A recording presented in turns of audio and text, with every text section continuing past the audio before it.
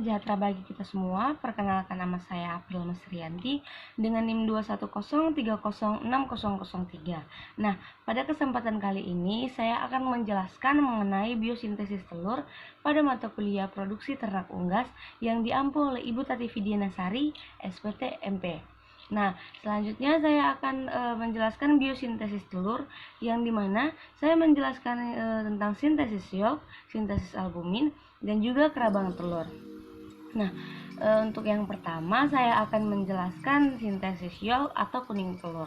Nah, yolk pada telur itu tersusun atas 50% air dan juga 50% protein dan lipid, dengan perbandingan protein lipidnya itu yaitu 1:2.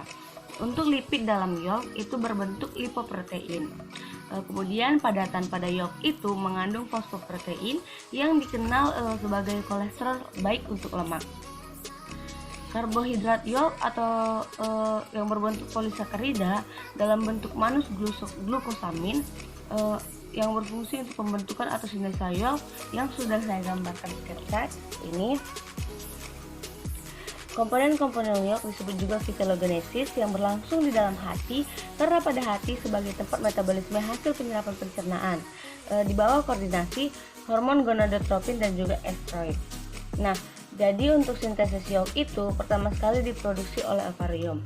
Ovarium itu akan menghasilkan ovum yang berlangsung selama satu periode bertelur. Proses pembentukan ovum itu dirangsang atau dipengaruhi oleh hormon gonadotropin, kemudian disekresikan oleh pituitari dan hipofisa yang berpusat di hipotalamus.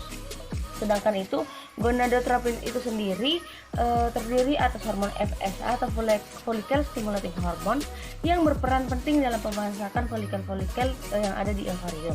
Lalu FSH juga diproduksi oleh kelenjar adenopofisa yang berfungsi merangsang pembentukan ovum dan juga merangsang pematangan ovum atau folikel-folikel yang terbentuk di ovum.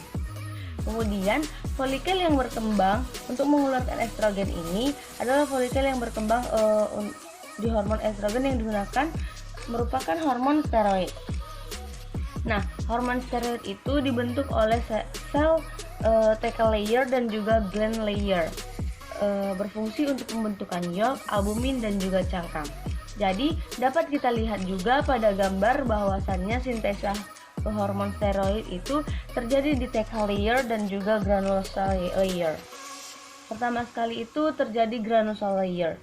Pertama itu kolesterol baik tadi sangat berperan penting untuk pembentukan hormon steroid dan juga hormon reproduksi.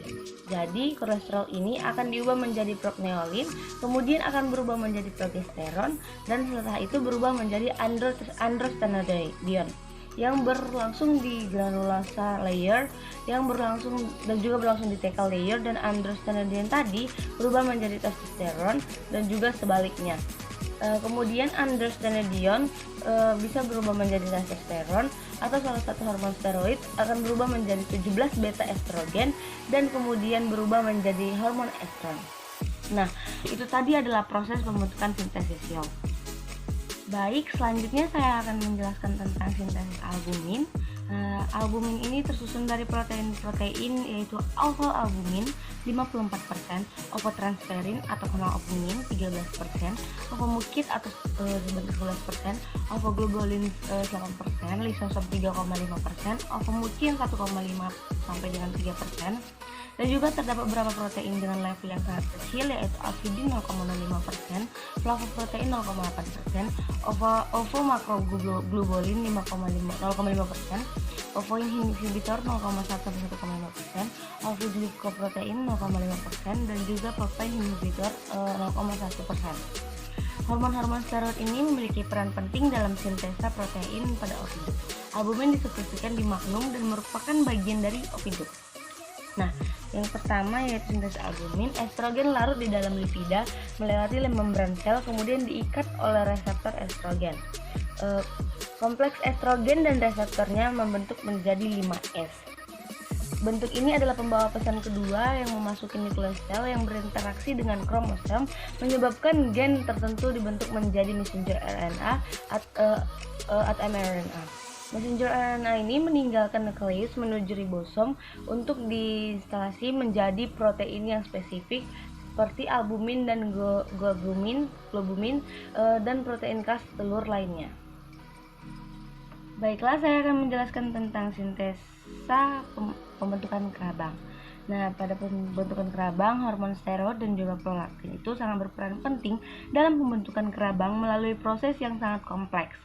Ditandai dengan jumlah hormonnya yang meningkat secara periodik pada fase unggas bertelur yang ditandai dengan meningkatnya total kalsium plasma.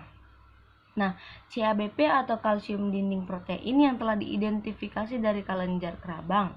CABP ini diketahui sebagai transport kalsium yang dapat kita lihat pada gambar yang sudah saya buat. Nah, CABP oleh kelenjar kerabang itu dikontrol oleh vitamin D3 dan juga hormon steroid.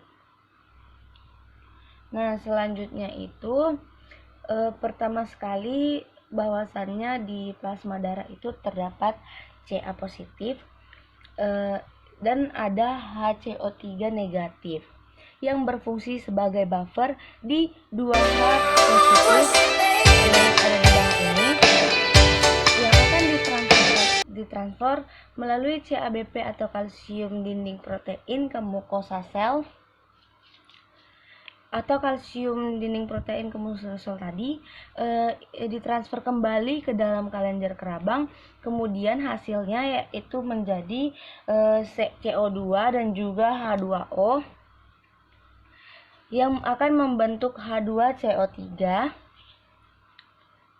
H2CO3 ini dan ikatan tadi itu akan membentuk CaCO3 yang berperan menjadi zat kapur untuk pembentukan kerabang telur.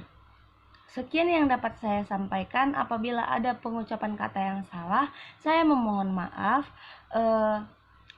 Sekian dan terima kasih.